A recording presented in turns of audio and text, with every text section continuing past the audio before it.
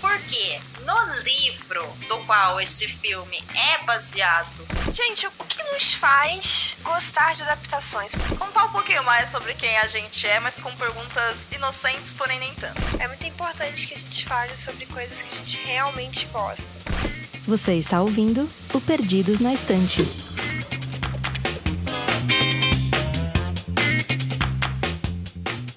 Boas-vindas ao Perdidos na Estante, podcast onde a literatura encontra as telas. Eu sou a Domênica e hoje eu estou aqui com a minha amiga Luna Fabres. Oi, Luna, tudo bem? Oi, gente, eu sou a Luna e nunca passei bilhetinho na sala de aula. Pode ser usado contra você no tribunal de uma maneira muito errada se você fizer isso.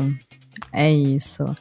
E nós não estamos sozinhas. Também está aqui com a gente hoje, pela primeira vez no Perdidos na Estante, diretamente lá da Taverna do Guaxinim e de Encontros pela Vida Fora, o meu amigo Erdi. Boas-vindas, Erdi. Sinta-se em casa, abra a geladeira, serve um café, mexe na estante de livros à vontade, assista ao filme que você quiser. A casa é sua. E pessoal, tudo bem? Um prazer enorme estar aqui. Du, cuidado com essas liberdades, porque eu sou carioca, né, Du? Se você der muita liberdade pro carioca, já sabe. Mas eu só queria dizer que a vaidade não é o meu pecado favorito. Eu tô na dúvida se é o meu, confesso. E ouvinte, nesse episódio nós continuamos nossa missão de boas histórias para o mês de outubro, mês do Halloween, dos demônios, dos fantasmas, dos lobisomens, de tudo que vocês quiserem. Então a gente vai falar sobre um filme de 1997 que já é considerado um clássico, quase que cult, que é Advogado do Diabo, que sim, é baseado em livro e eu tenho histórias pessoais muito particulares para compartilhar com vocês a respeito desse filme e desse livro, mas isso, junto com a análise da história do filme e do livro, é só depois do nosso Momento do Beijo.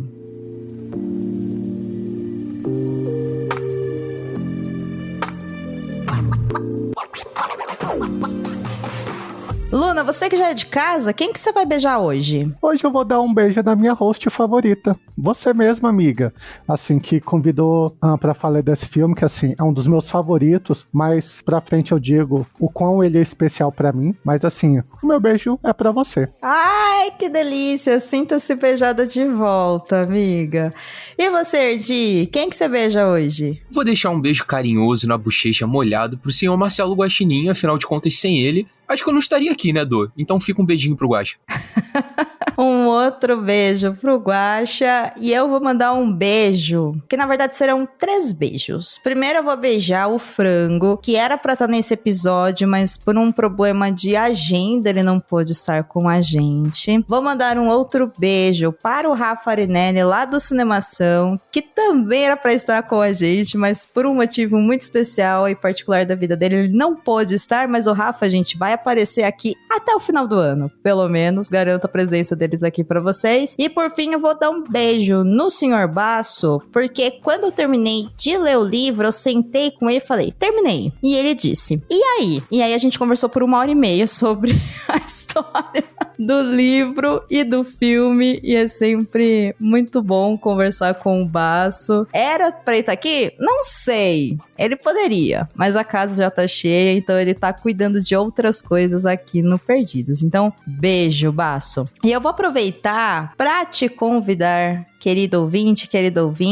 a votar no Perdidos na Estante, que está concorrendo ao prêmio Melhores Podcasts do Brasil na categoria Cultura e Literatura. Tá acabando o tempo dos votos, a votação só vai até o dia 2 de novembro. Então acesse aí, prêmiompb.com.br/votar, faça o seu login, acesse lá as categorias, em Cultura e Literatura vota pra gente e pede pra todo mundo que você conhece também fazer isso, porque cada voto importa, cada voto faz a diferença literalmente, gente. E aproveita que você tá lá e vota também nos nossos podcasts, amigos e parceiros que estão juntos nessa com a gente. Na categoria Ficção e Fantasia, você pode votar no RP Guaxa, na categoria Ciência Ciências em SciCast. Na categoria Cultura Pop, Missangas. Em Diversidade e Inclusão, Tribo TDAH. E na categoria Humor, vota lá no Podagô. Se você se esqueceu de algum desses podcasts, é só acessar o post deste episódio que tem uma listinha completa lá pra você com o nome desses programas e as categorias. Vota na gente, ajuda a gente a receber esse prêmio no mês de novembro, lá no palco do prêmio Melhores Podcasts do Brasil, em São Paulo. A gente conta com você. Bora então falar do tema de hoje, que é Advogado do Diabo.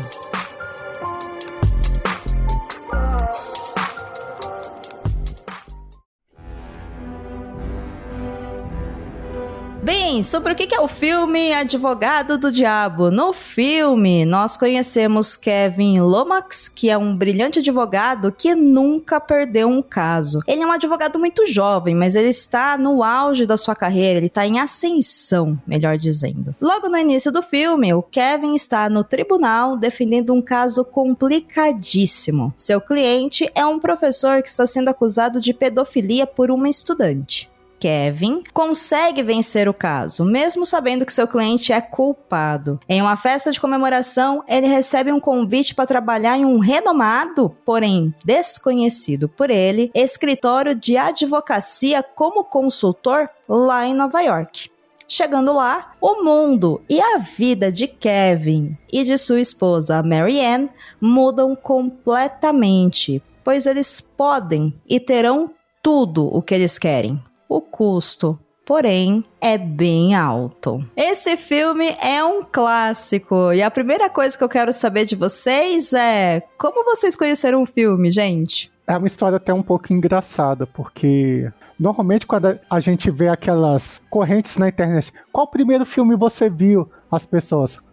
Saltimbancos Trapalhões, filme da Xuxa, filme do Sérgio Malandro. Então, o meu primeiro filme foi Advogado do Diabo. Olha aí, no cinema, isso? No cinema. Isso lá em 1997, eu tinha 18 anos, com o dinheiro do meu primeiro trabalho, eu fui a primeira vez ao cinema. E eu comecei muito bem com Advogado do Diabo. E numa época que não tinha, assim, internet igual hoje, que você vê metade do filme só nos trailers. A gente chegava... tá passando qual filme? Advogado do Diabo. Parece ser legal. Vamos ver? Vamos ver. É isso. Maravilhoso, maravilhoso. Excelente. E você, Erdi, como você conheceu o Advogado do Diabo? A minha chegada ao filme foi muito menos bonita do que da Luna, infelizmente. Era 2018 e por conta de... acho que devaneios que somente a juventude proporciona, eu resolvi fazer economia, coisa que durou somente um ano, porque, enfim. E aí a gente tinha uma matéria no primeiro período de direito, olha só, e o professor, ele sempre passava umas referências de cultura pop e afins, e ele usou basicamente o filme pra trabalhar alguns temas do direito e coisas do gênero. Então foi basicamente essa chegada. Olha, 2018, cara, é muito recente. É muito recente, Erdi. Meu Deus. Desculpa, gente, eu sou jovem. Eu não assisti em 2018, nada disso, assim. Eu assisti quando eu era adolescente. Posso garantir com certeza que foi antes de 2016. Eu acho que foi meados ali de 2010, talvez até antes, porque eu me lembro que eu assisti esse filme, eu ia muito em locadora naquela época, muito assim, né, gente, uma vez por mês, que era o que era possível de se pagar na época, quando a Netflix era um lugar físico, como eu sempre brinco aqui no Perdidos. E eu sempre gostei muito de filmes de terror e coisa assim. Pô, e aí eu era adolescente. Eu vi lá, Advogado do Diabo. Pensei, nossa, deve ser um mega filme de terror. Vou assistir. E aí eu assisti. Algumas cenas ficaram muito marcadas na minha memória até hoje. E me chamou a atenção que o filme é baseado em livro, né? Essa é uma informação que tem todas as adaptações. Sempre vai aparecer lá, né? Based on. E aí eu... Tá, então tem livro. Beleza, corta para a Minido indo bastante na biblioteca municipal porque eu saía do colégio, eu tinha que esperar ali uns 45 minutos pra pegar o ônibus pra ir pra casa almoçar. Então eu descia alguns quarteirões do colégio até a biblioteca municipal da cidade e eu ficava andando lá e li muita coisa naquela época. E eu saí procurando esse raio desse livro. E aí entra a história engraçada sobre o meu processo de descobrir que às vezes um filme baseado em livro tem um livro que é de mesmo nome, mas não é aquele livro que foi adaptado. Porque eu encontrei um livro chamado Advogado do Diabo e peguei esse livro e vim pra casa e comecei a ler, e lá na capa do livro tava também falando que era uma adaptação pra filme. Falei, nossa, deve ser esse. Achei a sinopse um tanto diferente, mas eu pensei, olha, às vezes eles mudaram alguma coisa do filme e tal, o que de fato acontece, tá? Com o livro no qual ele foi baseado, mas eu acabei encontrando um livro que foi escrito pelo Morris West. E aí eu fui lendo, não tinha nada a ver a história, nada a ver. Terminei de ler o livro, olhei e falei, ok, eu acho que não é esse livro, né? Corta para anos depois, isso anos depois mesmo, eu descobri que a Darkside fez um lançamento do livro certinho, né? Que é o livro do Andrew Neiderman aqui pro Brasil. E aí eu comprei esse livro muito recentemente, acho que ano passado. E aí finalmente, mais de 15, quase 20 anos, se não for mais depois, eu realizei o objetivo da Minidô de ler o livro no qual o Advogado do Diabo foi baseado. Porém, hoje, pesquisando pra pauta desse podcast, que aí eu me lembrava do livro, mas eu não me lembrava o nome do Morris. Eu fui pesquisar e aí eu descobri uma outra coisa, que o livro do Morris West também foi adaptado pro cinema em um outro filme que também chama Advogado do Diabo, que é de 1977. Tudo isso para falar para você que está nos ouvindo agora, que se você for assistir esse filme, toma cuidado para você não cair no outro filme. Se você for ler ao livro, para você ler ao livro correto, porque pode acontecer que você caia no outro livro e no outro filme, tá? Então, toma cuidado. Esse filme que a gente tá falando aqui é um filme de 1997, não é tão difícil assim de se confundir. Na capa tá lá o Al Pacino com o Keanu Reeves, tem a Charlize Theron, e com base nessas informações você vai achar o filme certo. Mas pode acontecer, gente, você ler o livro errado, depois descobrir que ele também tem um filme. Então, acontece essas coisas com Domênica Mendes, acontecerá com vocês também, tomem cuidado. Ô Dom, mas uma pergunta importante, assim, você leu o livro inteiro, né? Era bom, pelo menos? Cara, eu li há muito tempo, né? Então, assim, eu me lembro que ele era divertido. Ele também passa por essa temática de lidar, assim, com o sobrenatural, com questão religiosas e coisas assim. Mas ele não tem muito esse lado, pelo que eu me lembro, assim, tão místico, tá? Eu vou ler a sinopse, né? O enredo, na verdade, do Advogado do Diabo, que aí é O Advogado do Diabo, que é do Morris West, que tá no Wikipedia. O que a Wikipedia traz do enredo é o seguinte: durante processos de canonização da Igreja Católica, um advogado do diabo visita uma cidade na região pobre do sul da Itália e descobre alguns problemas que poderiam impedir essa canonização. Mas analisando bem o que esta canonização faria, ele pensa em não apontar esses fatos de sua investigação ao Vaticano. Sabendo que está prestes a morrer de uma doença muito grave, o advogado do diabo enfrenta sérios conflitos pessoais para tomar a sua decisão. Então, assim, advogado do diabo é uma posição oficial dentro da Igreja Católica. Ele também pode ser chamado de promotor da fé, que é aquele que vai argumentar contra a canonização de um candidato. Então, quando tem esse processo, tem a galera que é a favor e ele vai investigar para tentar identificar falhas que essa pessoa teve em vida, para saber se realmente essa canonização ela é válida, se ocorreu esses milagres ou se é um golpe, entendeu? É isso que é o advogado do diabo dentro, né? Enfim, da Igreja Católica e da história do Morris West. Então, ele tá mais para um livro de investigação, eu acho, sabe? Ele não tem nada a ver com o advogado do diabo do filme que a gente vai comentar hoje. Mas eu me lembro que era legal, só fiquei frustrada porque a história não era sobre isso, né? E aí foi meio traumatizante, eu diria assim. Eu nunca mais esqueci essa história, só faz mais de 20 anos, olha que legal. E eu me expondo na internet, coisa que eu podia guardar pra mim no meu diário, mas é por isso que eu faço podcast. Inclusive, para a geração Z, para ela se situar, o Keanu Reeves é o ator do John Wick, que inclusive já teve programa aqui especial sobre John Wick, fica a dica. E não foi um só não, viu, gente? Foi uma coleção de John Wick.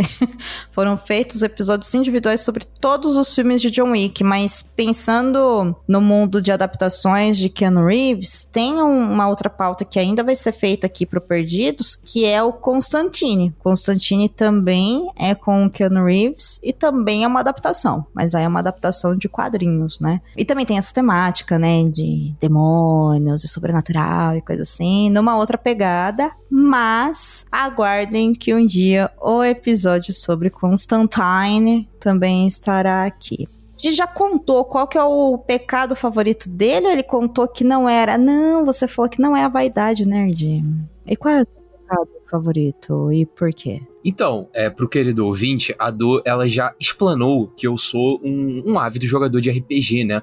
E, cara, assim, tem uma coisa que eu adoro fazer no RPG, que é muito simples, que é jogar com o bárbaro e entrar em fúria.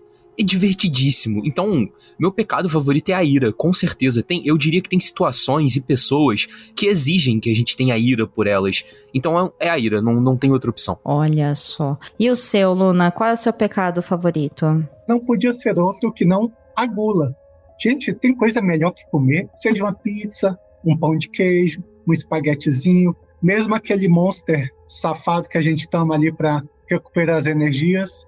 A gula é disparado o melhor de todos, eu acho que é um dos que não faz mal a quase ninguém, a não ser a você mesma. Olha só, tá defendendo pecados, é isso.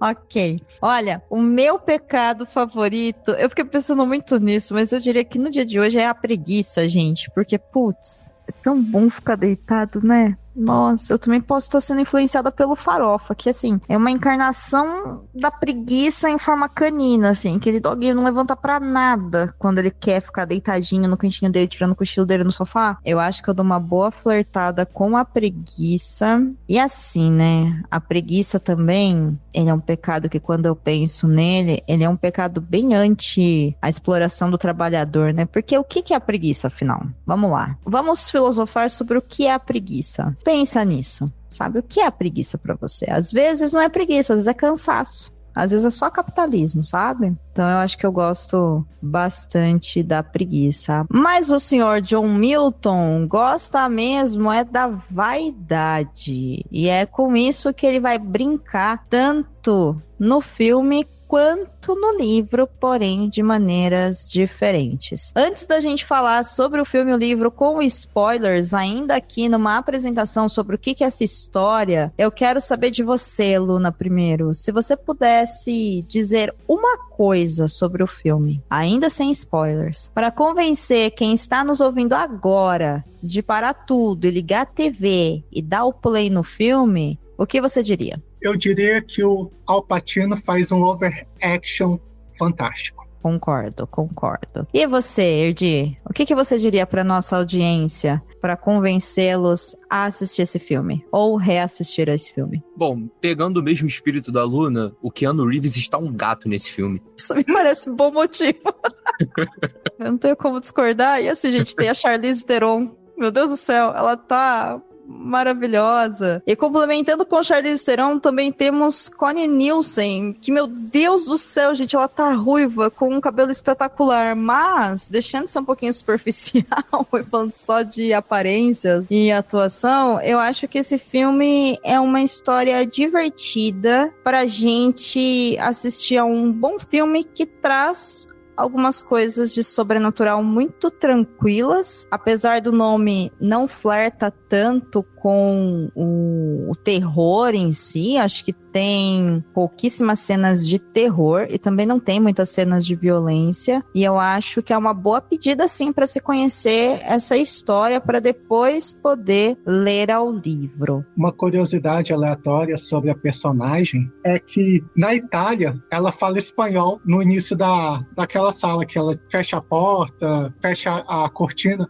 porque na versão mundial ela fala italiano. Olha aí, Olha aí, interessante, hein? Não sabia disso. Gosto bastante. E é interessante que não importa o que está sendo dito, né? Não tem legenda. A gente não precisa saber. É só pra gente saber que ela sabe falar multilínguas. E ela, assim, ela só aparece pra ser bonita, né? Assim, ela, tipo, tem pouquíssimas falas durante o filme. Sim, ela tem um papel fundamental na história que vai ser explorado mais pro final e faz sentido. E ela realmente está muito, muito bonita nesse filme, né? Mas o papel tem a ver com isso, não é simplesmente uma exploração da beleza e do corpo dela, né? Tem um porquê dentro da narrativa dessa história do porquê que ela tem que ser bonita e atraente e sedutora e tudo mais. Só pegando o gancho da fuga do somente questões físicas e pra também reforçar pro ouvinte, vou contar um pequeno backstage. Eu mandei mensagem pra Dô antes da gravação falando assim: Dô, eu preciso que você me segure, porque eu tava vendo o filme e eu comecei a pensar em Lacan, Nietzsche, Marx,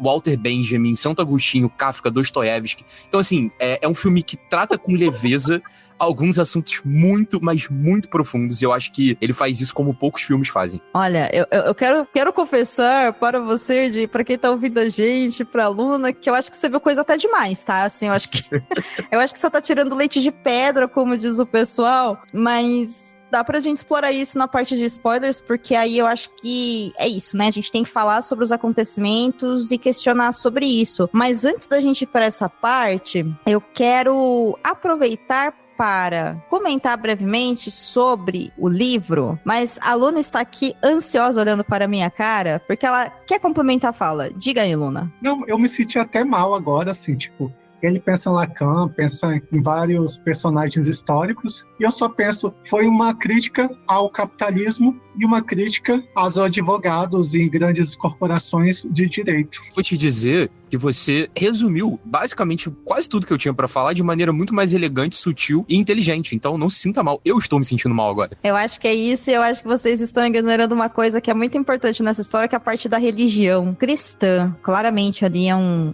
cristianismo, não necessariamente um catolicismo, mas existe uma questão da moralidade, existe uma questão da culpa, existem alguns pecados capitais, é falado de pecado no filme, existe a ideia do demônio mesmo, do diabo, é falado de Deus, então também tem uma parte que é muito associada com a questão da religião cristã, né, ou das religiões cristãs, enfim. E com relação a isso eu também tenho algumas críticas a fazer, que eu vou fazer mais pra frente, mas antes da gente mergulhar nessa parte de análise em si, eu vou comentar brevemente sobre o livro, porque vocês não chegaram a ler, né? Eu nem sabia que tinha livro até você fazer um programa do Perdidos. Pra gravação, eu pensei, acho que eu consigo ler. Só que o mestrado tomou o meu tempo. Eu li um pouquinho, assim, e aí eu notei algumas diferenças que me chamaram a atenção, principalmente o próprio sobrenome é diferente, né? Tem muita coisa, mas não posso dizer que li. Eu li umas,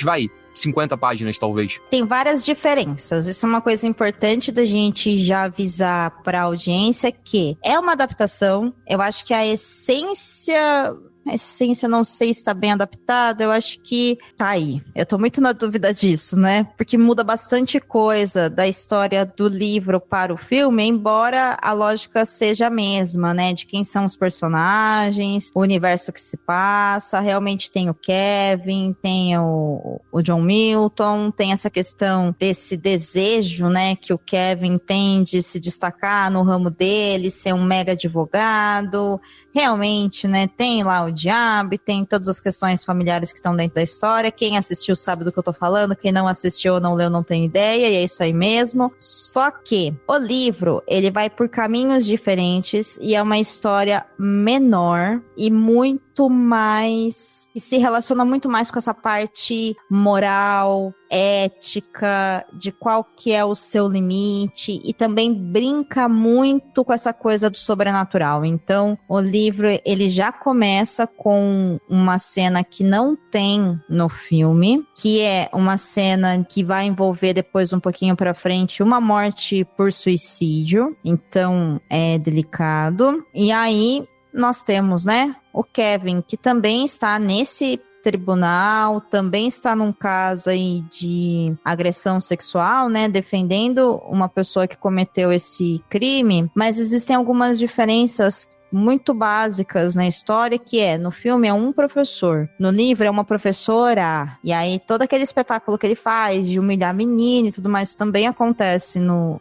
livro. Só que eu acho que a principal mudança que tem do livro para o filme tá na personagem da esposa dele. Porque no livro, ela se encanta pela vida de Nova York. Ela vai se corrompendo pela vida de Nova York. Ao contrário do filme, que ela é essa personagem que vai avisá-lo, né, sobre as coisas. E ela é mais sensitiva e mais sensível aos acontecimentos. Então, existem grandes diferenças. E o final também é bem diferente. O objetivo do John Milton é diferente. Então, eu acho que vale a pena sim, quem quiser ler o livro, ler. Mas é um livro simples. E eu acho que ele é um livro muito pessimista também, no sentido de que não existe nenhuma pessoa boa no livro. Todas as pessoas que estão no livro, todas elas são pessoas que nessa dualidade, né, entre o bem e o mal, todas elas são más. E a mensagem do livro nesse sentido acaba sendo bastante pessimista, porque ninguém ali vai ter uma segunda chance, ninguém ali vai conseguir se redimir. Então, é diferente nesse sentido quando a gente assiste ao filme. O que não necessariamente é ruim, tá? Eu acho que o filme, ele coloca um final melhor, uma possibilidade de esperança melhor, ou pelo menos a briga não acabou. No livro, não. Do jeito que acaba o livro, é isso. Acabou, não tem jeito, estamos todos condenados, é o fim. Mas é um livro de leitura muito, muito simples, muito, muito rápida, tem muito diálogo, então você lê ele bem rápido e vale a pena de se ler, sim, para poder acompanhar essa história.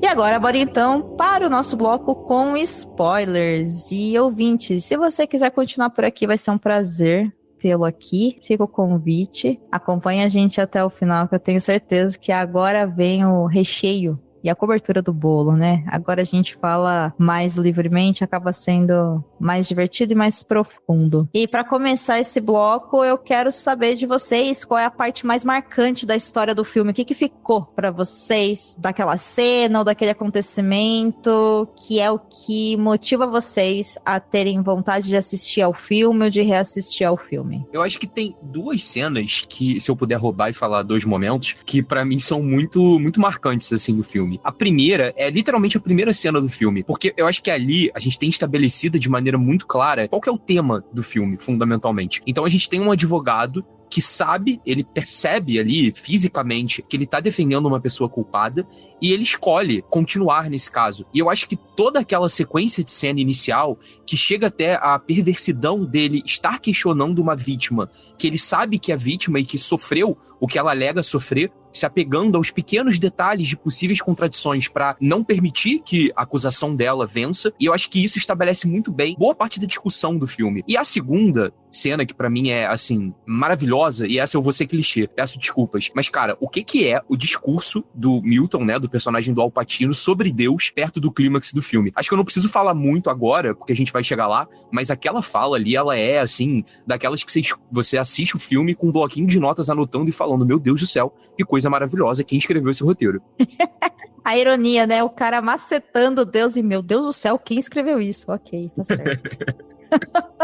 E você, Luna, tem alguma outra cena ou você bate martelo com o Erdi, que é o início e o final do filme? Eu acho o final, ele é um grande tapa no cristianismo, é um grande tapa nessa questão de, olha como Deus é bom, como Deus é amor. Eu não tô aqui julgando a crença de ninguém, tô apenas falando sobre o que o discurso do John Milton, que ele fala exatamente uma visão, assim, de quem é de fora, de quem não concorda com esse Deus, assim, dizendo que ele, na verdade, ele é o vencedor, dizendo que o século XX foi todo dele e que Deus estava vendo e não fez nada, e vida que segue. Eu acho que esse final é fantástico. Eu acho que esse final, assim, é emblemático. E a atuação do Al Pacino é muito visceral. Tanto desse filme, como no filme Perfume de Mulher, o Al Pacino parece que ele dá tudo dele. Você fala, caramba, eu simplesmente adoro ver o Al Pacino falar e eu falo, nossa, que homem. No final, ele tá muito se divertindo, né? Quando ele solta o freio de mão, assim, gente, aquele final ele tá brilhando demais. Ele parecia estar se divertindo com a cena final, né? A sequência final, na verdade, o último ato do filme, assim.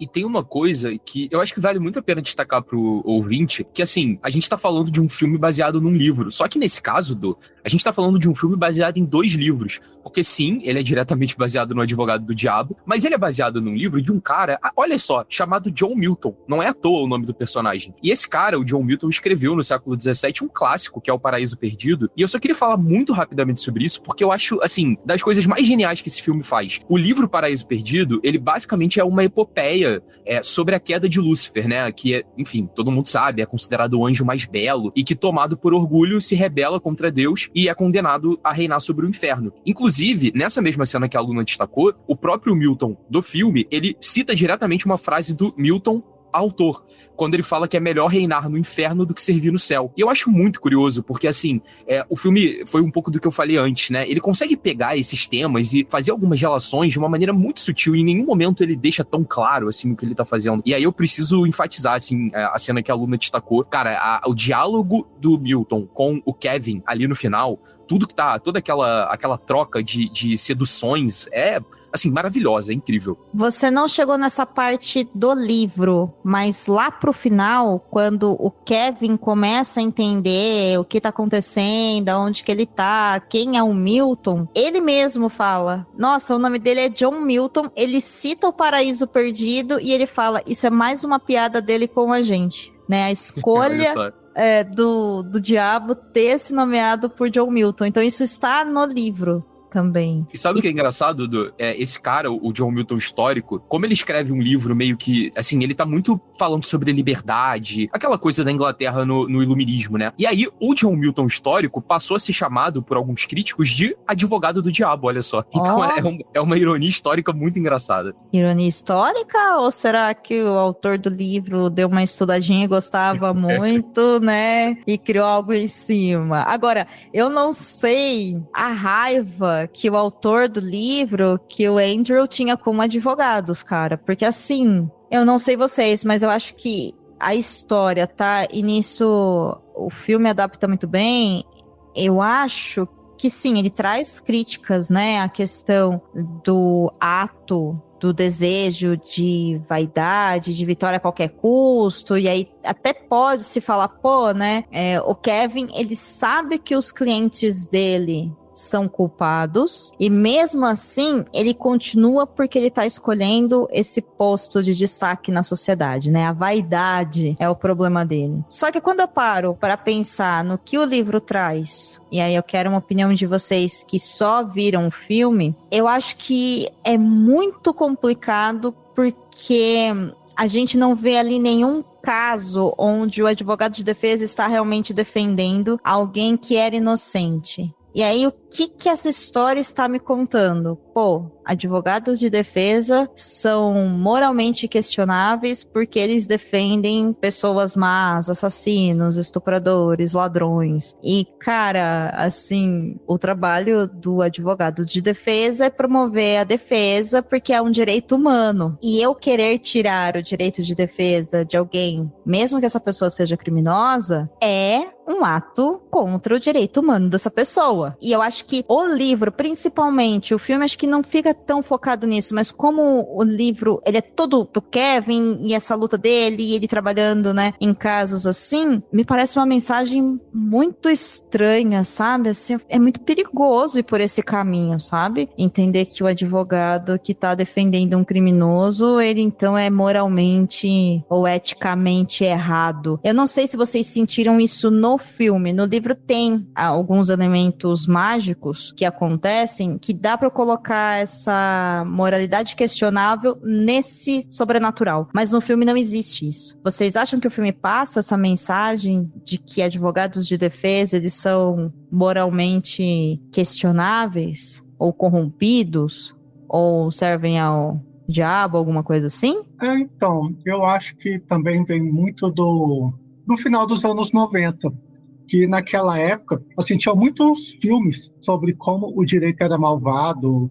Tem um filme do Tom Cruise, por exemplo, que fala. Tem vários filmes nessa época que dão muito esse teor de é uma profissão assim que não tem muitos escrúpulos, é uma profissão que você faz tudo por dinheiro, independente da ética. É até engraçado porque tem, acho que é no filme O Demolidor, do Stallone, que eles falam que não sei em quanto tempo depois os advogados foram extintos. A pessoa não tinha mais o direito de ter advogados, alguma coisa assim. Então, eu acho engraçado isso. Essa visão de, no futuro, não ter mais a profissão porque era injusto. Eu acho bem perigoso. Mas, assim, eu entendo.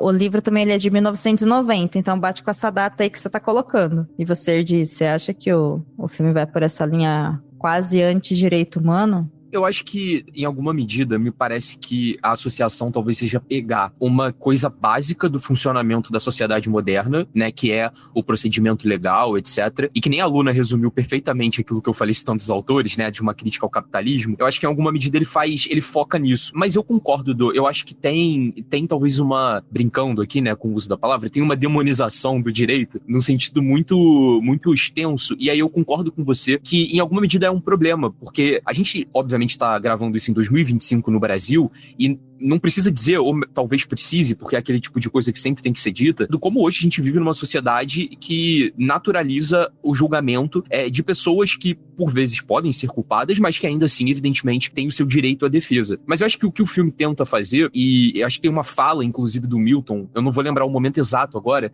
mas ele fala explicitamente, né? Ele fala que a lei é o novo sacerdócio. Ele não tá sendo só sarcástico, ele tá, em alguma medida, descrevendo, em algum grau, o coração da modernidade, assim. O direito assumindo o lugar da religião como esse mediador entre o ser humano e a culpa. Mas aí, ao contrário da fé, que reconhecia o mistério e etc., a lei, ela promete clareza, né? Ela quantifica, ela mensura, ela formaliza. E quando ela faz isso, segundo o que o Milton no filme fala, né? Ela tá meio que substituindo essa transcendência do divino e etc. por uma liturgia da racionalidade, né? O advogado é o novo sacerdote. É aquele que vai interceder, que vai traduzir as coisas em linguagem técnica, que vai absolver por meio de fórmulas. E aí o Kevin, nesse quesito, ele é meio que um clérigo exemplar dessa igreja secular, assim. Então, eu concordo contigo muito, eu acho que há esse problema, mas ao mesmo tempo eu acho que a crítica do filme é muito válida ainda assim, sabe? Uhum. É interessante porque hoje em dia a gente está tendo julgamentos célebres aqui no Brasil e a gente vê os advogados, assim, meio que paspalhões. Eles sabem que vão perder o caso, não tem como eles vencerem, o máximo que podem fazer é diminuir um pouco a pena, mas eles estão literalmente pensando no dinheiro, porque com certeza eles estão ganhando muito dinheiro. Assim como as grandes corporações de advogados que são citadas lá no filme, eles também ganham muito dinheiro. Eles, inclusive, estão num certo momento apagando arquivos, queimando papel, triturando, jogando no lixo. Ou seja, já deu ruim de alguma forma e eles, assim, continuam trabalhando em outras causas para poder, entre aspas, lavar o dinheiro dessas causas que são meio esquisitas que eles estão tentando esconder. Eu entendo, eu concordo muito. É por isso que eu acho que o filme ele fica muito complicado. E quando eu tava trocando uma ideia com o Basso sobre o livro, principalmente, e aqui eu vou pedir permissão para vocês para compartilhar um pouco de spoiler do livro. No livro, o Kevin, ele é contratado para trabalhar lá no escritório de advocacia do Milton. E o caso que ele pega, que seria esse grande caso que no filme é o cara que matou 3 pessoas, no livro é o caso de um cara que ele tá sendo investigado com possível acusação de ter assassinado a mulher dele, que é uma mulher que adquiriu uma deficiência física, então ela era cadeirante, e que ela morre por excesso de uso de insulina. E aí existe toda uma trama em volta de tentar se identificar se as provas que encontraram vão ligar esse acusado a esse crime ou não, e o Kevin é chamado para protegê-lo. E aí,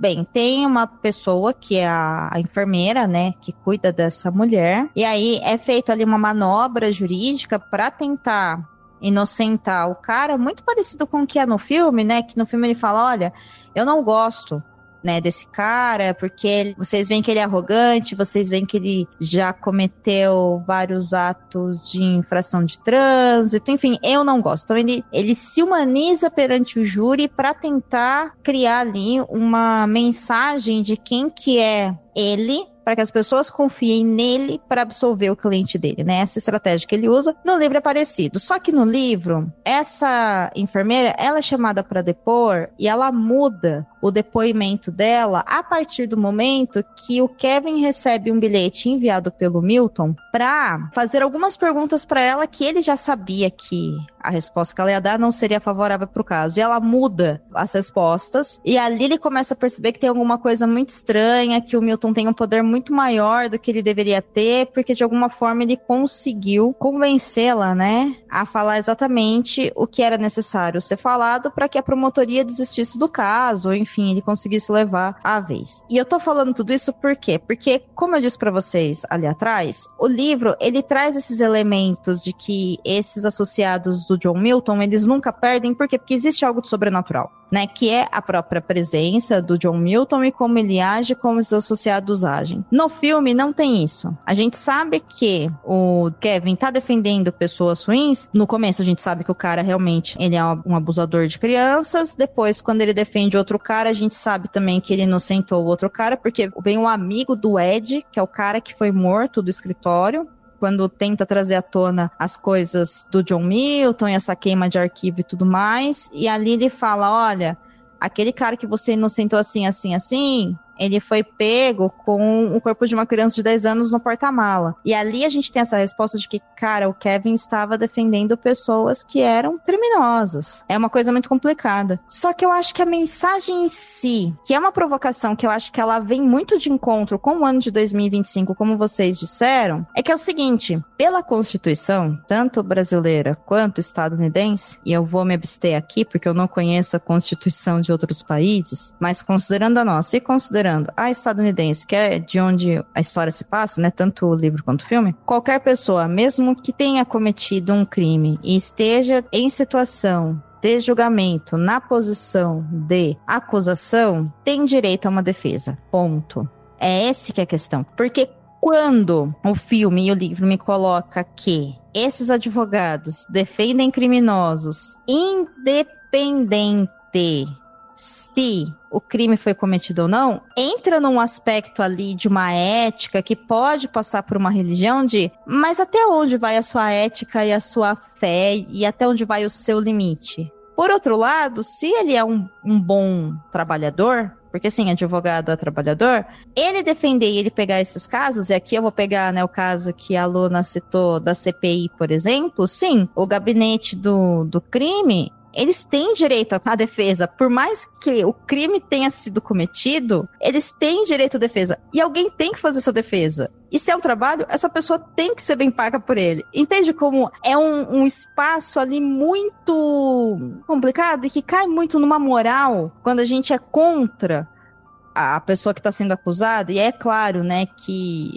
no geral, nós, ao sabermos de um crime, a gente quer que a pessoa seja responsabilizada por aquilo, passe pelo sistema jurídico e receba a condenação apropriada, mas para isso, ela tem que ter uma defesa. Tem que ter alguém que vai assumir esse papel de defesa. No livro, essas pessoas, elas são inocentadas porque existe algo de sobrenatural que controla isso e que vai fazer com que aqueles advogados consigam ter o futuro. No filme não existe isso. E aí que eu acho que acaba se tornando um espaço muito delicado da gente transitar sobre isso, entende? Porque eu não posso, por mais que a pessoa seja uma criminosa, eu não posso tirar o direito dela de ter a defesa. Entende como é complicado e como a gente acaba sendo colocado nesse lugar de, cara, então, né, você não tá sendo meio conservador, meio condenatório, querendo, né, tirar o direito de outra pessoa? Eu concordo com absolutamente tudo que você disse, Do.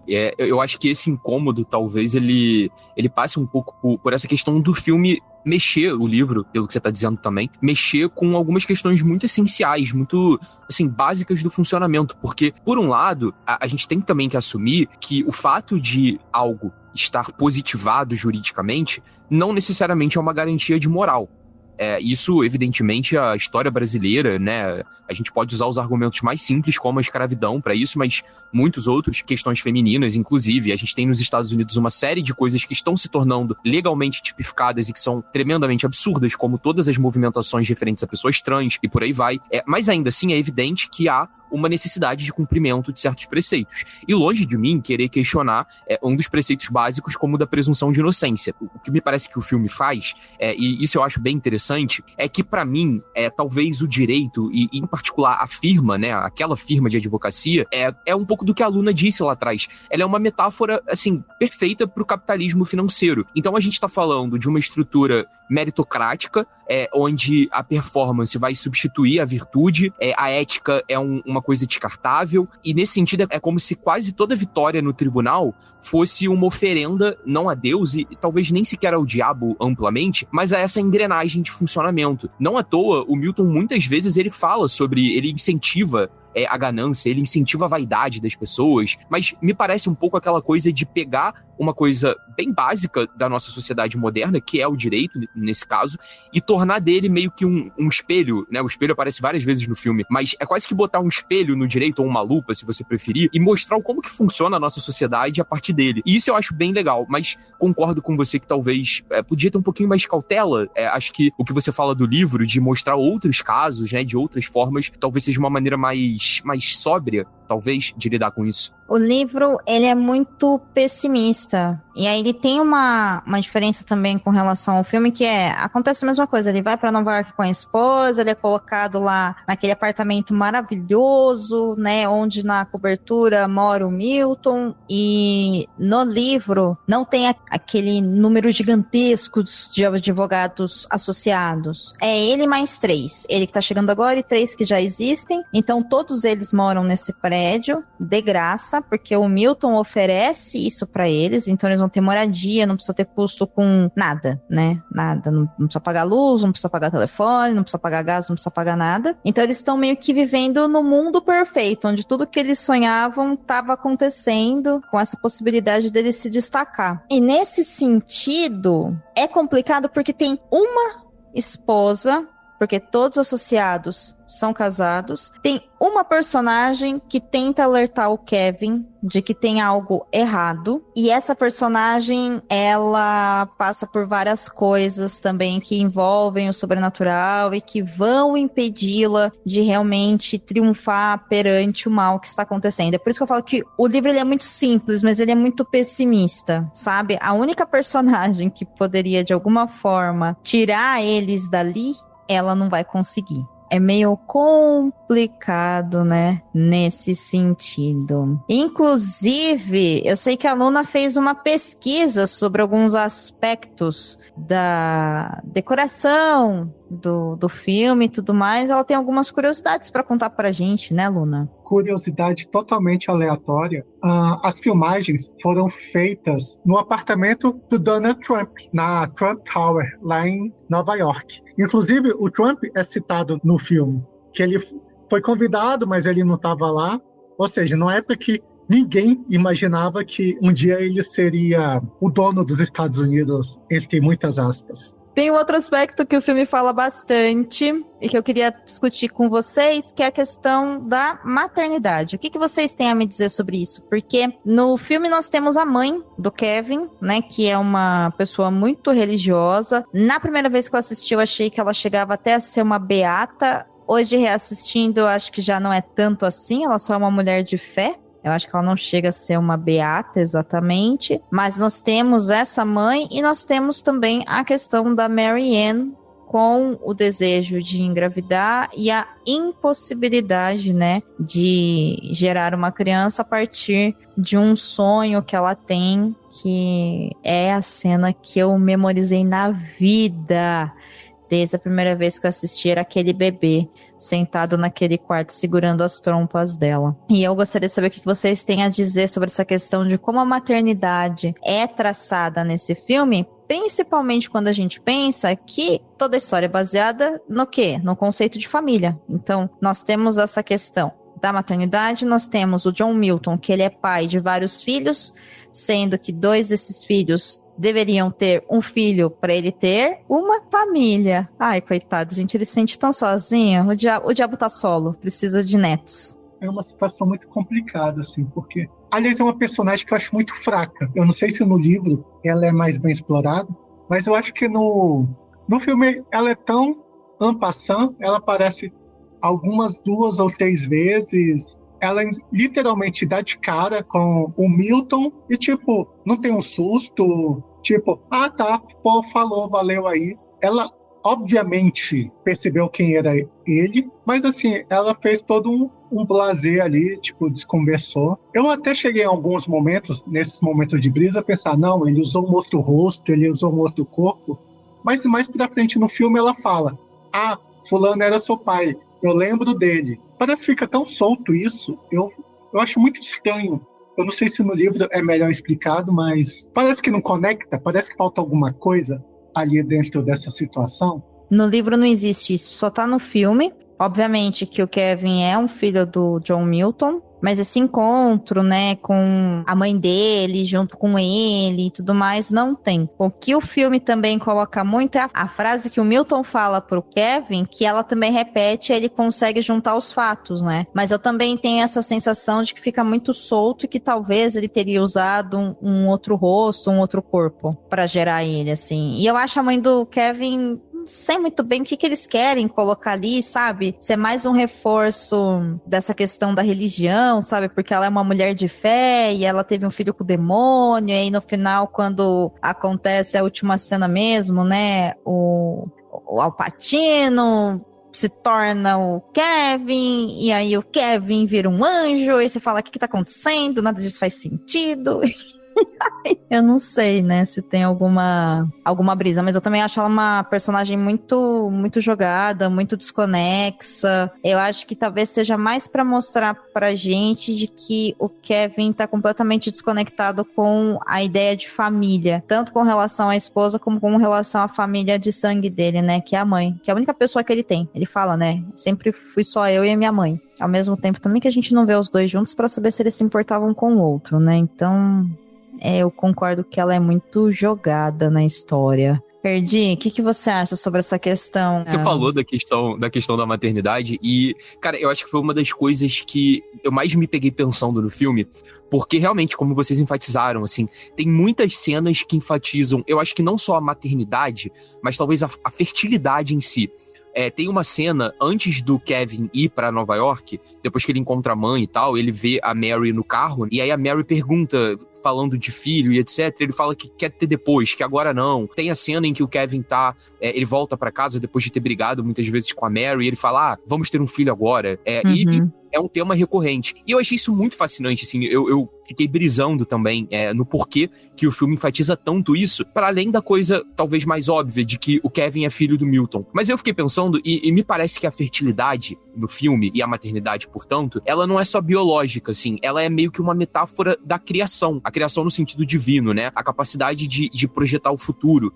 E aí me parece que o ventre, dentro do filme, ele é meio que um campo de batalha entre esse divino e esse infernal. Não à toa, a Mary, numa das cenas, ela fala que o ventre dela foi roubado, né? Dentro de uma das cenas em que ela parece estar alucinando ou coisa do gênero. O que talvez eu tire disso e que foi algo que ecoou bastante na minha cabeça? O desejo da Mary de gerar me parece ser algo que parte do amor, parte da esperança, enfim. O Milton, por sua vez, ele quer fabricar, ele quer o controle, ele quer o projeto. Nesse sentido, o inferno, ele quer a vida, mas ele quer fabricar a sua própria imagem. Numa das cenas do final, quando o Kevin tá junto com a irmã e tal, o Kevin diz algo como, mas e o amor? E aí o Milton diz algo como isso não importa. Então é meio que a fabricação é sem amor, sem entrega, só como produção. E aí enquanto Deus... E aí, claro, a gente não precisa aderir à alegoria religiosa como um elemento real, mas ficando só na alegoria, né? Enquanto Deus cria por abundância, por amor, etc., no filme, o diabo, nesse sentido, ele tá buscando parasitar o bem.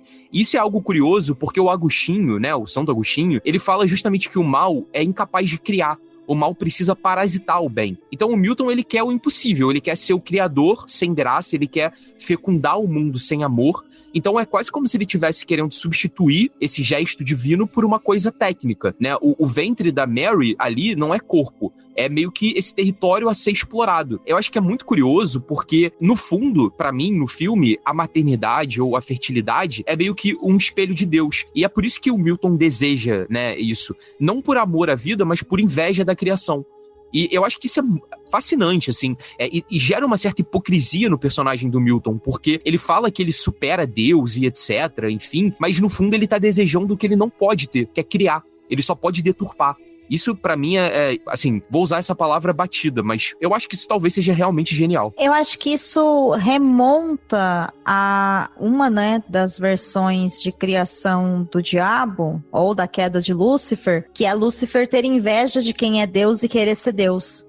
E como ele não consegue, ele tem que ir por outras vias. Porque no fundo o que ele quer é isso, né? Ele fala naquele discurso pro Kevin que, pô, Deus tá lá em cima, ele tá brincando, ele não faz nada. E ele tá o tempo todo dando livre-arbítrio, e ele faz ali, né, uma crítica a esse Deus vingativo que as religiões colocam, e aí vai depender realmente, né, uma coisa é o que de fato a imagem de Deus fala para ser feita, outra coisa é o que a religião e os dogmas da religião falam que podem ser feitos, e ele confunde ali as coisas, porque ele fala, Deus te deixa olhar, mas não deixa tocar, se você pode tocar, você não pode sentir, se você pode sentir, você não pode saborear, se você pode saborear, você não pode engolir, então ele tá sempre nessa coisa de você pode, mas não tudo, você pode, mas não tudo, e o que ele fala que ele vai oferecer é uma total liberdade para todas as pessoas fazerem o que quiserem, a partir do livre-arbítrio, e obviamente que ele é o diabo, então, né, o que ele tá falando é pequem à vontade, vamos tacar fogo no mundo, que essa fumaça vai subir até os céus e tudo mais. Nessa parte também da história, que é esse diálogo final aí, né, que ele tem com o Kevin, ele também fala que o século XX foi o século dele, que foi realmente um século extremamente sangrento, violento, onde a humanidade fez escolhas muito ruins, né, e onde, enfim, nós, enquanto um grupo, né, a gente quase se auto-exterminou. E, cara, nesse sentido eu fico pensando muito que no fundo, eu não sei se é uma contradição. Eu acho que tá mais pra uma reafirmação dessa versão de que o Milton, ele quer ser mais forte que Deus. Da maneira como ele consegue. Que é essa maneira de produção. Concordo com você. Então não vai ser através do amor. Mas ele quer ser Deus, entendeu? Ele continua sendo esse ser, né, de inveja que quer ser Deus ou maior que Deus, sabe? Eu acho que reforça esse mito de origem, né, de quem é o diabo cristão, né, de quem é Lúcifer, enfim. Um pouco sobre isso, tem uma cena no filme que eu queria a opinião de vocês, assim, porque eu fiquei pensando nela e eu não sei muito a minha conclusão, então queria ouvir de vocês, que é o seguinte, o Milton, ele fala, a gente já destacou várias vezes de vaidade, né, mas tem uma parte do filme, se eu não me engano, é depois daquela cena no metrô, o que inclusive, né, o Milton gostar de andar de metrô, o submundo e tal, bacaníssimo, mas enfim, não é isso. Ele tá conversando com o Kevin na rua, e aí ele fala assim, Kevin, sabe qual é o seu problema? E ele fala algo como, você é muito bonito, você chama muita atenção. Eu não, ninguém espera de onde eu venho e tal. E aí eu fico assim, com uma pergunta nessa cena. O Milton é vaidoso? E eu não sei muito responder. O que vocês acham sobre isso? E aí, Luna, você acha que o pecado do Milton é a vaidade? Eu acho que ele é vaidoso, é que ele gosta de ser venerado. É muito nesse sentido. Eu acho que ele gosta de ser venerado, ele gosta que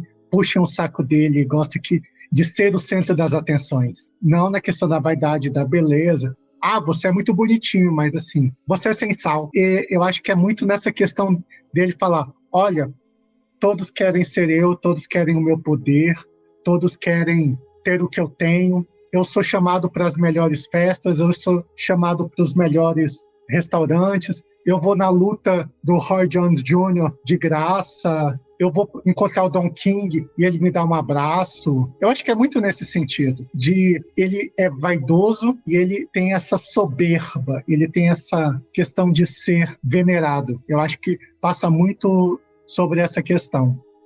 Eu gosto, hein? Eu gosto dessa leitura da Luna. Eu não acho que o Milton, ele é vaidoso.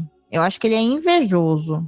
É diferente. Eu concordo com a soberba, né? Mas aí também eu acho que ele faz de uma maneira muito sedutora, porque as pessoas admiram ele, ou pelo menos o Kevin admira ele, né? Mas ele tá numa posição de poder também com ele. Mas eu não acho ele vaidoso, o Milton. E o que ele fala é exatamente isso mesmo que a Luna trouxe, você trouxe, né? Que ele fala que você é bonitinho. Ele fala, você só tem um problema, você se veste muito bem. Então, você chama muita atenção pro seu jeito, né? Pra sua forma física, sua aparência física, que eu acho que é uma forma também dele tá falando pro cara, olha, você é vaidoso. Porque depois, lá no final, ele vai falar da vaidade, né? Que a vaidade é o pecado dele. E tem também esse jogo de palavras que o Milton faz, que é muito fácil de cair, que ele fala, eu não interfiro em ninguém. Vocês têm livre-arbítrio para fazer o que vocês quiserem. Vocês escolhem fazer as coisas. Até é possível da gente, né, ficar pensando, será que ele tava dando, com muitas aspas assim, um toque no Kevin? Porque depois também ele vai falar, ai cara, mas eu falei pra você cuidar da sua esposa, você escolheu ficar aqui no caso, sabe? E na verdade a gente sabe que ele não tava falando nada, né? Né? Ele é o diabo, ele não tava dando conselhos de relacionamento, né, para o Kevin. Mas eu acho que passa por isso, assim, não acho ele vaidoso. Eu acho ele invejoso e eu acho que sim, ele tem soberba, né? Ele tem orgulho, sim. Não sei se isso te ajudou em alguma coisa, Erdi. Ajudou a pensar em algo novo? Eu acho que os dois comentários foram perfeitos, assim, concordo. E aí, isso que você falou no final agora, só pra completar, também faz muito sentido, porque é isso, né? Realmente, ele fala várias vezes, cuida da tua família, a tua mulher e tal. Só que eu acho que entra muito aquela coisa, o diabo sendo argiloso, né? Porque ele manda cuidar da família, mas ele antes falou, olha, você tem que aguentar pra trabalhar aqui, lidar com a pressão. Então, acho que é muito aquilo das sugestões, da manipulação emocional, e acho que é muito bem feito no filme esse papel, e ecoa muito com o que as duas falaram agora. Então, sim, ajudou. Muito obrigado. Maravilha.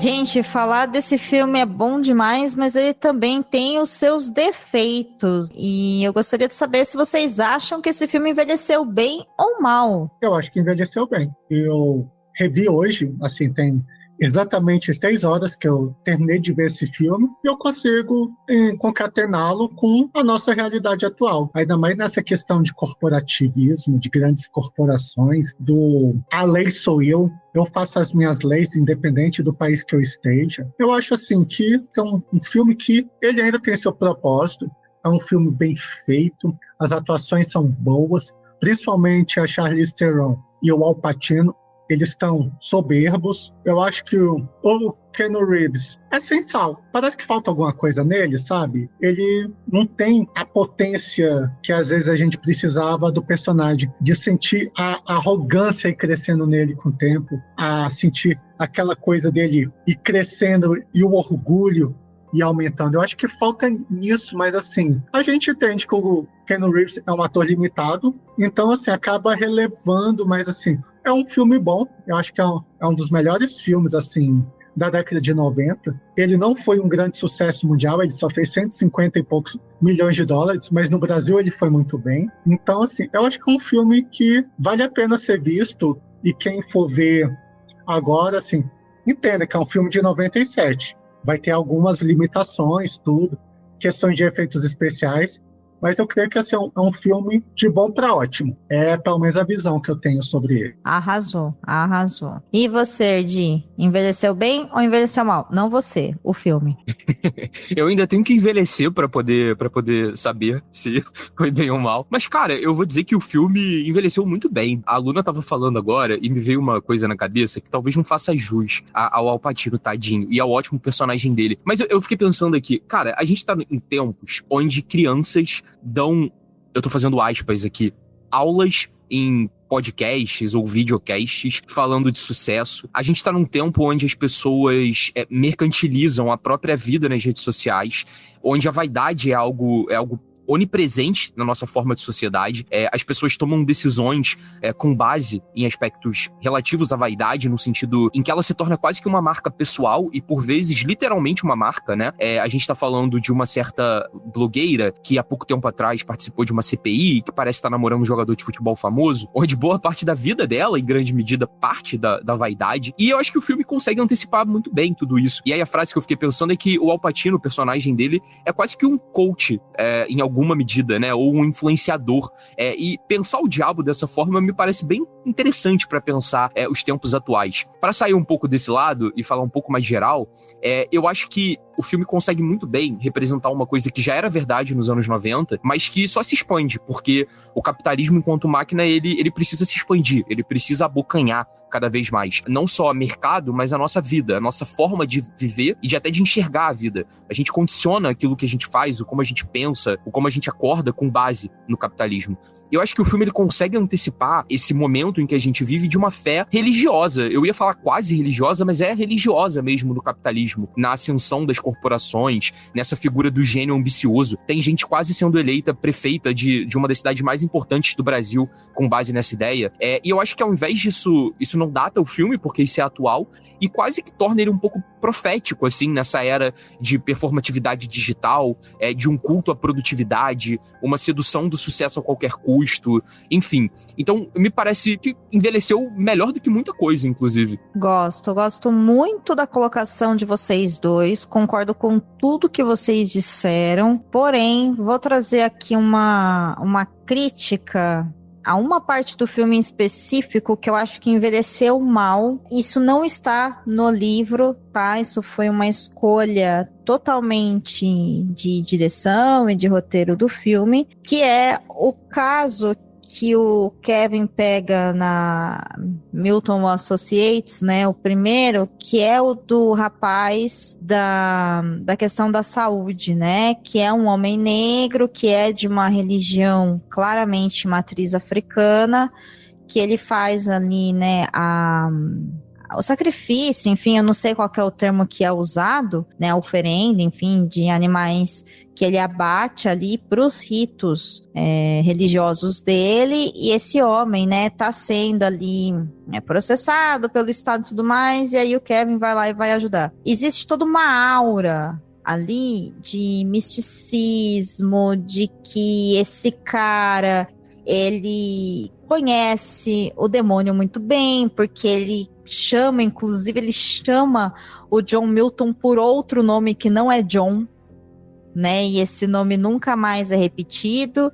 E aí, já sabendo quem é o John Milton, me fez pensar se ele conhecia outro nome, né, para chamar o diabo, se era para mostrar ali uma certa afinidade entre os dois. Tem a cena que ele vai auxiliar o Kevin no próprio caso, e ele faz ali um ritual, né, com uma língua de boi, espetando a língua, não mostra ele espetando a língua, mas dá a entender que ele vai espetar a língua do boi, então o promotor que tá contra o Kevin não vai conseguir falar ali na frente, então tem essa coisa mais mística, que é utilizada de uma maneira claramente errada no filme. Portanto, se é errado é algo que é associado ao mal, se é mal é associado ao diabo. E eu acho isso extremamente preconceituoso e altamente problemático, né? Eu acho que isso envelheceu muito mal, infelizmente, né? Então, nem tudo que tá ali no filme é perfeito, é incrível, é maravilhoso. Eu acho que tem coisas que ficaram datadas nesse sentido que a gente tem que trazer à tona aqui, sim. Assim como também existe muita exploração, né,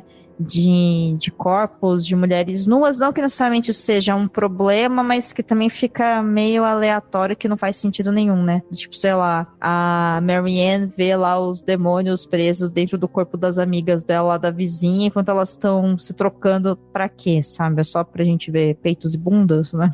Sei lá, sabe? Não faz sentido, poderia ter sido colocado de uma outra forma. Mas enfim, né? Anos 90, final dos anos 90. O seu comentário é perfeito. Eu acho que é realmente um grande problema, e você tava falando, eu tava até pensando aqui. A gente tem 3 personagens pretos no filme, né?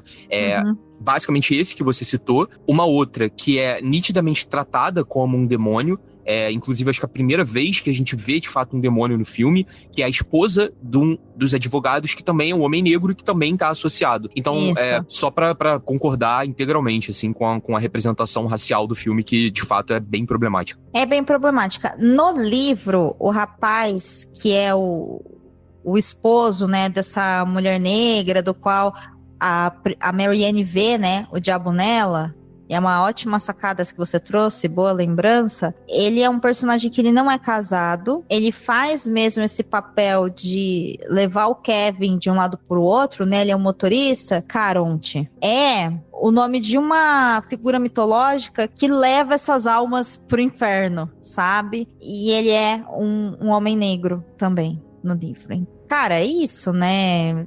É racismo, gente. Vamos colocar a verdade. Isso é racismo, isso é preconceito religioso. Mas a parte que eu falei lá do rapaz, né, que é da religião de matriz africana, puro preconceito religioso, porque a gente tem, né, durante todo o restante do filme, essa coisa de ser o diabo, que é o diabo cristão, que está falando do Deus, que é o Deus cristão, nessa dualidade entre bem e mal, e tem a mulher que tem o filho com o diabo, que é a mãe do Kevin, que ela é o quê? Cristã. Então, é preconceituoso, né? Então, tem isso, tá? Tem isso. Eu acho importante a gente já ir diretamente para o final do filme e do livro. E o que eu vou adiantar para vocês é que o final do livro é completamente diferente do final do filme.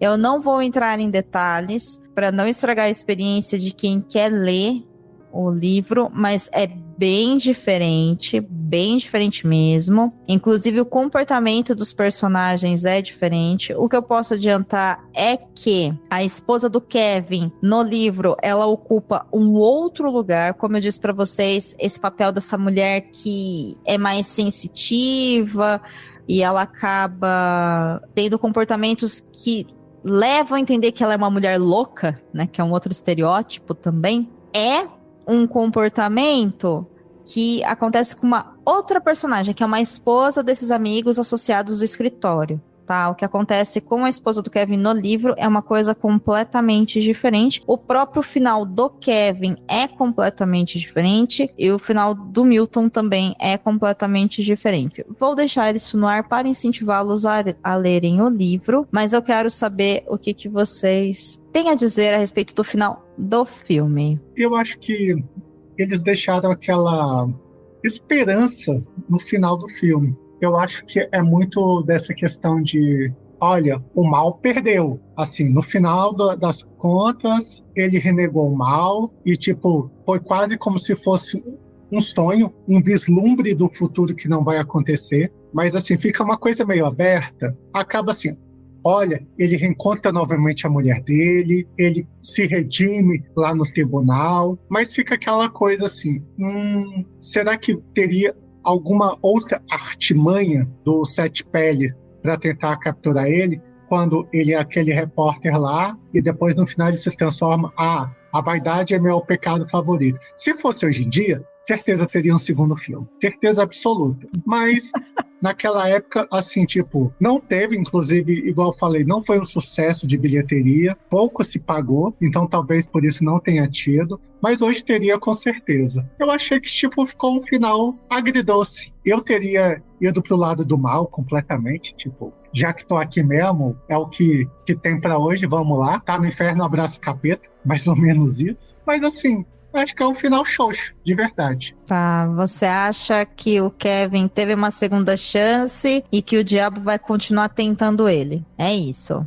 Eu fiquei com essa questão, ainda mais quando ele fala, nossa, você vai ser uma história, as pessoas vão adorar saber da história, um advogado com escrúpulos, um advogado que sente culpa. Então, assim, mexe muito naquela questão da vaidade, aquela coisinha assim, olha só, você vai ser famoso. E segue o baile. Talvez o que eu tenha brisado um pouco, e aí é brisa mesmo, tá? Eu vou ser sincero aqui. O Milton, ele fala, a Dô já destacou mais cedo, essa coisa dele ter tido muitos outros filhos e que foram todas decepções e etc. E o filme, ele repete muito uma ideia de ciclo com base no final, né? Ele começa e termina da mesma forma, o Kevin se olhando no espelho, tem todo o simbolismo do espelho, porque dentro do espelho a gente tá olhando pra si próprio, enfim, e esse é um momento, literalmente, em que o filme começa e etc. Mas eu fiquei pensando o seguinte, a gente claramente ali tem um ciclo, porque o Kevin, no final, depois que ele renega fazer a vontade do diabo, ele acorda, ele faz diferente, dessa vez, no julgamento, mas ainda assim, como a Luna destacou brilhantemente, ele é tentado, mais uma vez, pela própria vaidade a continuar. E aí, por isso que aquele jornalista, né,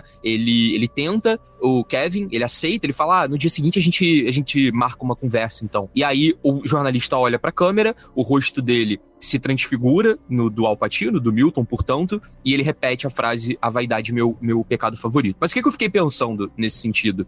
Não me mata, mas eu vou falar só de um filósofo, só um, que é o Nietzsche. O Nietzsche, ele tem um conceito que eu acho fascinante, que é o do eterno retorno. Ele tem uma frase que eu acho que resume o que eu posso dizer melhor. Ele fala, e se um dia ou uma noite um demônio te dissesse, essa vida, tal como você a vive agora, terá de vivê-la mais uma vez e incontáveis vezes mais. E eu acho que é esse o dilema em que o Kevin é colocado. E eu fiquei pensando que talvez os filhos do Milton sejam literalmente o próprio Kevin, em outras versões, em outras linhas, onde ele, assim como no final, renegou o diabo. E ele segue tentando, segue buscando seduzir e fazer com que seu filho faça aquilo que ele quer. E aí tem uma coisinha só pra completar e não ficar muito longo. Porque pro Nietzsche, o eterno retorno, ele não é uma punição, ele é uma afirmação da vida. Ele é uma necessidade da gente constantemente escolher fazer a coisa certa. Então, existe um fatalismo muito grande, o Kevin tá condenado a viver essa vida eternamente de tentação, mas pelo que parece, ele até então sempre foi bem sucedido. O diabo sempre tá buscando seduzi-lo. E isso me pareceu bem bacana, assim, agridoce com certeza, acho que é uma ótima palavra que a Luna falou, mas ainda assim me pareceu um tanto quanto, acho que o diabo se deu mal, e acho que ele se deu mal incontáveis vezes, incontáveis ciclos, e isso pra mim foi um pouco satisfatório, eu diria. Tá interessante, tá aí. Eu não tinha pensado nessa possibilidade de ele continuar aprendendo o Kevin, né, em momentos...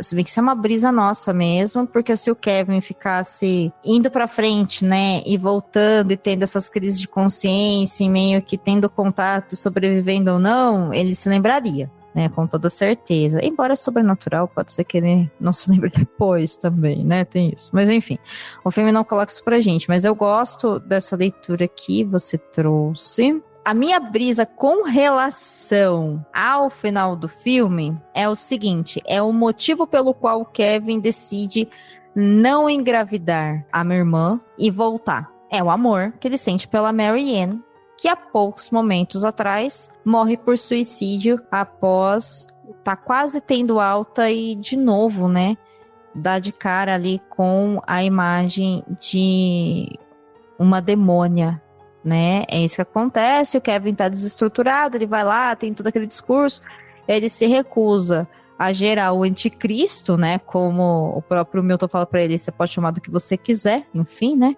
Não é sobre isso. Ele se recusa e ele se mata. E eu acho que ele se mata não por uma questão de orgulho, de arrependimento, de consciência. Eu acho que ele se mata porque ele ama a Mary Ann, porque ele pergunta, né, pra ela. Ela fala, daqui 2 minutos você não vai nem lembrar mais da Mary Ann. E ele fala, tá, mas e o amor, né? E aí tem aquela cena que o Ordi comentou há pouco, que inclusive é maravilhoso porque o Milton tem a pachorra, a audácia de falar pra ele que o amor é muito superestimado e que biologicamente amor é a mesma coisa que você comer uma grande quantidade de chocolate. É isso que ele fala, é uma afirmação que, se fosse verdade, né, gente, o mundo estaria melhor, porque chocolate até pouco tempo atrás era de verdade e era um preço mais acessível, e mesmo assim as pessoas não se sentiam tão amadas, né, e não amavam tanto. Enfim, o diabo é ardiloso. E aí... a minha leitura é, ele se mata por amor, e aí ele volta, né, no tempo, onde ele tem a oportunidade de cair de novo em tentação, ou ele pode tomar uma outra decisão. Ele não sai do caso porque ele está arrependido, ou porque ele não quer defender aquele caso. Ele sai daquele caso, no meu ponto de vista, porque ele quer garantir a segurança da Mary Ann. E aí, o repórter, quando vai conversando com ele, tá, não, né, deixa pra lá, e não sei o quê, e quem fala pra ele, não, vai lá, conversa com ele, é a Mary Ann. E aí eu fiquei pensando, cara, será que o diabo finalmente começou a usar ela pra tentar ele, sabe? Porque no filme até então ela não é tentada exatamente, né? Tem ali as coisas que vão a seduzindo, mas ela não chega a embarcar naquela história, né? Ela se afasta, ela se torna mais sensível, ela é uma vítima desse ambiente sobrenatural, ao contrário dele, que vai mergulhando cada vez mais no trabalho, ele vai mergulhando cada vez mais em si mesmo, vai se afastando dela. E aí naquela ceninha eu fiquei pensando, será que agora o Milton então vai usar então o sentimento que ele tem pela mulher e vai talvez tentar a mulher e não somente ele? Essa foi minha brisa, que não dá pra saber, porque, né, o filme acaba ali. Mas foi uma coisa que me bateu, assim. Vocês acham que eu tirei leite de pedra, vi coisa demais na cena final? Você falou uma coisa interessante, talvez a vaidade seja o meu pecado favorito, não fosse pro Kevin, mas pra ela. Eu acho que no final. Exatamente, assim, no final. E você falou uma coisa que eu nunca tinha pensado, realmente. Se o amor dele por ela é tão forte, então vamos a ela. Olha, sinceramente, faz muito sentido. Eu acho que dá pra brisar. Acho uma bela brisa, eu concordo. Tem essa coisa de que o diabo, ele subestima o amor. Ele não consegue entender o amor. Talvez ele não consiga amar. Então, será que ele, de fato, consegue manipular o amor? Eu acho que não. E aí talvez seja a razão do próximo fracasso, sabe? Se naquele ciclo anterior ele fracassou e agora ele criou um novo ciclo e ele tá controlando a Marianne, talvez a falha esteja aí. Talvez seja aí que ele não consiga seduzir o Kevin, porque não vai ser amor de fato. Talvez seja a mesma pessoa fisicamente, com a mesma voz, talvez com as mesmas lembranças, mas se influenciada por algo incapaz de amar, portanto não verdadeiro e fadado ao fracasso. Acho uma ótima hipótese. Então, eu acho que é um filme também que é bom. Eu tô muito feliz de finalmente ter lido o livro e ter gravado esse episódio com vocês sobre esse filme que tem toda essa questão pessoal pra mim, divertidíssima, e é uma boa história no meu ponto de vista, que eu acho que cabe releituras de tempos em tempos, porque ela permanece atual de certa forma, né? A gente consegue ainda encaixar, mesmo porque ela mexe muito com essa questão de vaidade e exploração de imagens públicas, as questões que vocês muito bem trouxeram, né, com relação à crítica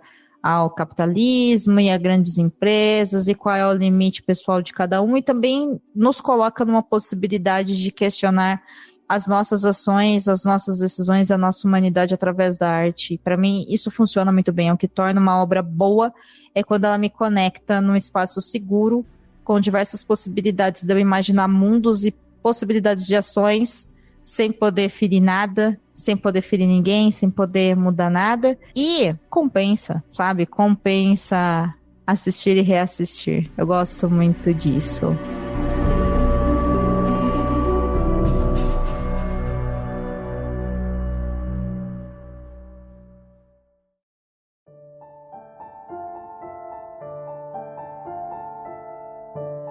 Essa é uma pergunta para você, meio fora do roteiro. É uma boa adaptação? Não. No sentido de que a história do livro é outra história. O universo está lá, os personagens estão lá, o final da história do livro é muito diferente do final da história do filme, o que torna o livro extremamente pessimista e o filme mais agridoce. No livro, por exemplo, o que acontece com os personagens não permite essa coisa de segunda chance. Tá, isso que eu posso adiantar, assim, claramente não existem segundas chances e, como eu disse, não tem nenhum personagem ali que é bom, né, o que me remete a ficar pensando se é uma obra crítica ou se só é uma obra pessimista mesmo, sabe, do tipo, venha meteoro, a humanidade não tem jeito. Então eu não acho que ele funciona como uma boa adaptação nesse sentido de ter adaptado bem a mensagem do livro. E nesse sentido, eu gosto mais do final do filme, sabe? Eu acho que o filme como um todo, ele funciona mais. Eu gosto dessa possibilidade do Kevin ser corrompido novamente, né? É curioso isso, mas é isso que no fim das contas a gente quer ver, né? Se ele vai ser corrompido ou não pela vaidade, ele ou a Marianne. E no livro a gente já tem essa resposta, sabe? Então, eu não acho que ele é uma boa adaptação. Eu acho que ele é um bom filme e eu acho que vale a pena de ser lido o livro para entender o que é a história que o autor pensou. Não vou dizer qual que é melhor, porque eu acho que é gosto. Eu acho que o livro ele é mais simples. Ele é mais preto no branco, ele é mais dual, bem versus mal, ele não tem tanta profundidade. E nesse aspecto eu gosto mais do que o filme faz. Embora no livro tenha alguns caminhos de escolha narrativa que eu goste mais do que no filme. Então eu acho que são duas obras que valem a pena de serem, né, lidas e assistidas, mas como adaptação, pensando nessa coisa que a gente faz aqui do Perdido, de pensar, poxa, a mensagem é essa, é a mesma mensagem que tá lá? Não é a mesma mensagem. É baseado, encaixa bem, são os mesmos personagens, mas é uma história completamente diferente que está sendo contada. E aí eu acho que a história do filme é melhor. Aproveita, Luna, que você fez essa ótima pergunta, que é a pergunta, né, de ouro do Perdidos na Estante, e conta pro pessoal que tá nos ouvindo onde o pessoal pode te encontrar nas internets, onde você habita no maravilhoso mundo da internet. Eu sou encontrada principalmente lá no Buscar, lá no Céu Azul, como Luna, com 2 N's. Assim, basta procurar Luna com 2 N's, que eu sou a primeira do meu nome lá. Arrasou. Muito obrigada por ter vindo aqui no Perdidos, Lu. Adoro quando você tá aqui. Venha mais vezes. Obrigado, eu que adorei. Eu sempre gosto muito de trocar essas ideias com você, com os outros convidados. É tão enriquecedor a gente, tipo, nossa, não tinha pensado nisso. E a coisa vai fluindo. Nossa, eu fico sem palavras.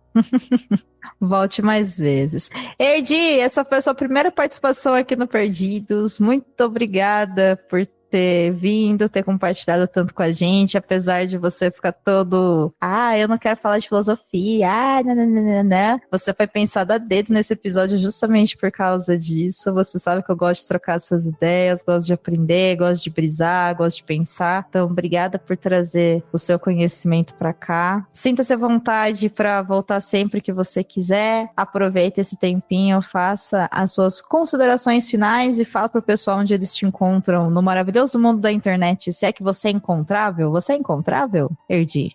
Sempre dá pra encontrar, né, Dô? Mas as minhas considerações finais são só agradecimentos a você, claro, pelo convite. A Luna, pela companhia, foi maravilhoso ouvir vocês. Foi incrível, assim, várias coisas que eu assisti o filme, eu falei, caraca, isso é muito maneiro. E vocês foram comentando, caraca, verdade. Foi maravilhoso, espero que o ouvinte tenha gostado também desse papo.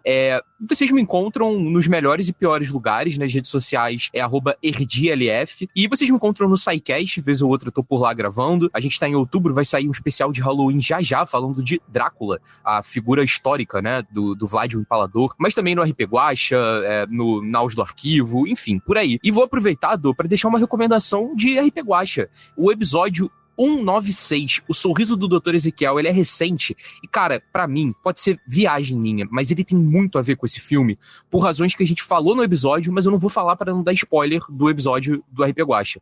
Mas fica aí a recomendação pro ouvinte, e acho que você já ouviu, né, Dô? Provavelmente, mas você e Luna, se não tiverem ainda, é um belo episódio. Ouvi, gostei bastante. Concordo com você que dá pra encaixar.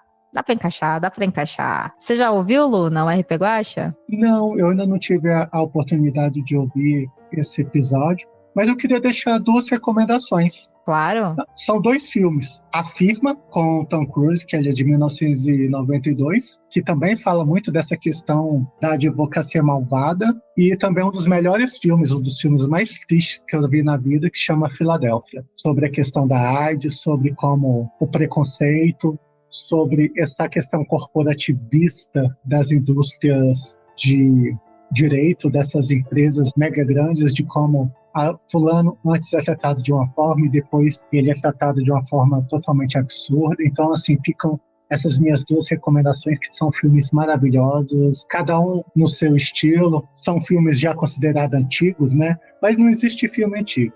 Existe filme clássico, e é muito sobre isso.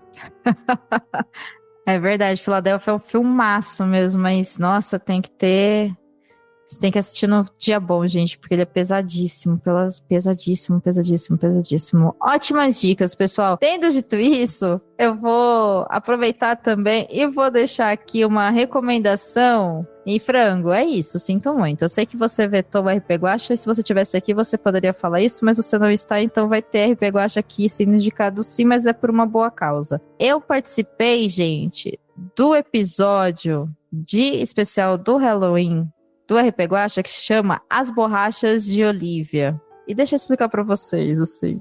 Mano, eu gravei esse episódio No dia eu dormi, eu sonhei com a aventura. No dia seguinte eu acordei, eu fiquei o dia inteiro pensando nessa aventura, ao ponto de chamar o Guaxa e falar: Guaxa, eu não sei o que você fez comigo, mas eu não consigo parar de pensar naquilo. Eu me diverti muito, muito, muito, muito jogando. Eu não ouvi o episódio ainda enquanto a gente tá gravando, mas eu já conversei com pessoas que ouviram o episódio editado e elas elogiaram o episódio, então eu tô muito ansiosa pra ouvir e eu convido vocês a ouvirem essa aventura, porque eu acho que vocês vão gostar e ela realmente é uma one shot fechadinha, ela tá redondinha, assim como eram os primeiros episódios lá do RP Guaxa, quando não existia um Guaxaverso. Beijo, Guaxa, se você acha que não existe aí o problema, né? Não é meu, é seu, é isso. E o episódio foi ao ar no dia 30 de outubro. Eu não sei se quando você estiver ouvindo esse episódio, se ele já saiu ou não. Se você estiver ouvindo, se ele for lançado, esse que você ouve agora, antes do dia 30, espera até quinta. Se for lançado depois, terminando aqui, vai lá e ouve As Borrachas de Olivia no RP Guaxa, que você vai gostar. Eu tenho certeza que você vai gostar. E aí eu quero te pedir para deixar lá um comentário falando se valeu a pena e comentando que você veio aqui do Perdidos, que eu acho que o Guaxa vai ficar muito feliz e eu vou ficar muito mais. Então é isso. Pessoal, obrigado por nos ouvirem. Se você quiser me acompanhar nas redes sociais, domenicamendes.com lá no Blue Sky, domenica.mendes no Instagram. O Perdidos na Estante também tá no Instagram, em Perdidos na Estante Pode. Siga a gente lá, compartilhe os nossos reels, as nossas postagens, apresenta esse podcast para quem você conhece, porque é no boca a boca que o Perdidos na Estante chega para mais ouvintes. E se você gosta do Céu Azul, do Blue Sky, segue lá eu, Ordi, a Luna e também o Perdidos. É Perdidos na Estante. Semana que vem, a gente vai tirar uma folga por motivos de precisarei viajar a trabalho, mas na próxima semana, rolando essa que vai ter agora, a gente volta, tá bom? Então, uma ótima quinzena pra você. Beba água, descanse, se hidrate. Cuidado com a sua linha ética e com as propostas que você aceita por aí, tá bom? Um beijo no coração e a gente se ouve por aí. Até o próximo episódio.